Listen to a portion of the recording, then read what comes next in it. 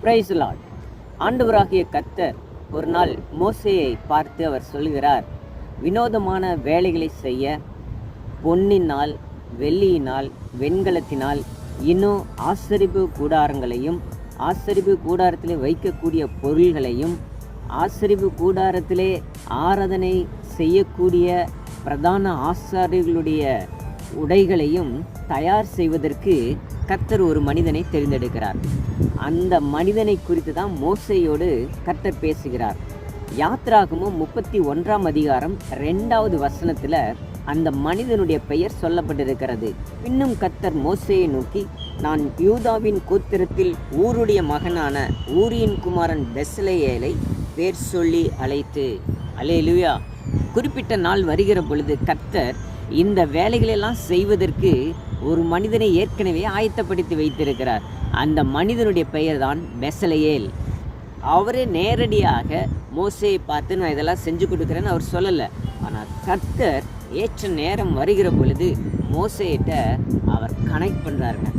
சரியான நேரம் வந்த பொழுது அவரை கனெக்ட் பண்ணி இந்த எல்லா வேலைகளையும் செய்வதற்கு ஞானமும் அறிவும் புத்தியும் கொண்ட அந்த பெஸ்லெயேலை தெய்வீக தொடர்புகளை ஏற்படுத்தி அழகாக அந்த பெஸ்லெயேலை அறிமுகப்படுத்துகிறார்.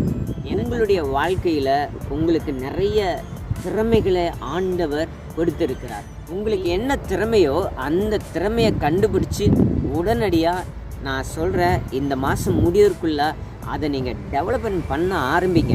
சீக்கிரமாக செய்ய ஆரம்பிங்க. ஏன்னா கர்த்தர் உங்களை சந்திக்க போகிறாரு. கர்த்தர் உங்களை சந்தித்து சரியான நேரத்தில், சரியான இடத்துல, சரியான நபர்களோட கர்த்தர் உங்களை காண்டாக்ட் பண்ண வைக்க போகிறாரு. நீங்கள் எங்கேயோ நின்றுட்டுருக்கிறீங்க, நீங்கள் வேறு இடத்துல நின்றுட்டுருக்கிறீங்க. அந்த இடத்துலேருந்து நீங்கள் என்ன செய்யணும்னா, கர்த்தர் கனெக்ட் பண்ணுற இடத்துக்குள்ளே நீங்கள் வந்து நின்றுட்டிங்கன்னா உங்களுடைய வாழ்க்கையை நெக்ஸ்ட் லெவலுக்கு கர்த்தர் கொண்டு போயிடுவார். உங்கள் லட்சியக்கரை எதுவோ அதை நோக்கிதான பயணத்துக்கு கர்த்தர் உங்களை கொண்டு போயிடுவார். ஆனால் நீங்கள் நான் ஒன்றுமில்லை, நான் பிரயோஜனம் இல்லாதவன், ஏன்னா எல்லோரும் அப்படி தான் சொல்கிறாங்க, அவங்க அப்படி தான் சொல்கிறாங்க, என் குடும்பம் சொல்லுது, என் உறவுகள் சொல்லுது, என் சொந்த பந்தங்கள் சொல்லுது, என் உலகம் சொல்லுது, சமுதாயம் சொல்லுது, நண்பர்கள் சொல்கிறாங்க, இப்படியே சொல்லி அதையே நீங்கள் சொல்லிகிட்டு இருக்காதீங்க. உங்களுடைய திறமையை கண்டுபிடிச்சி அதில் நீங்கள் பர்ஃபெக்டாக நீங்கள் அதில் வேலை செஞ்சுட்டே இருங்க.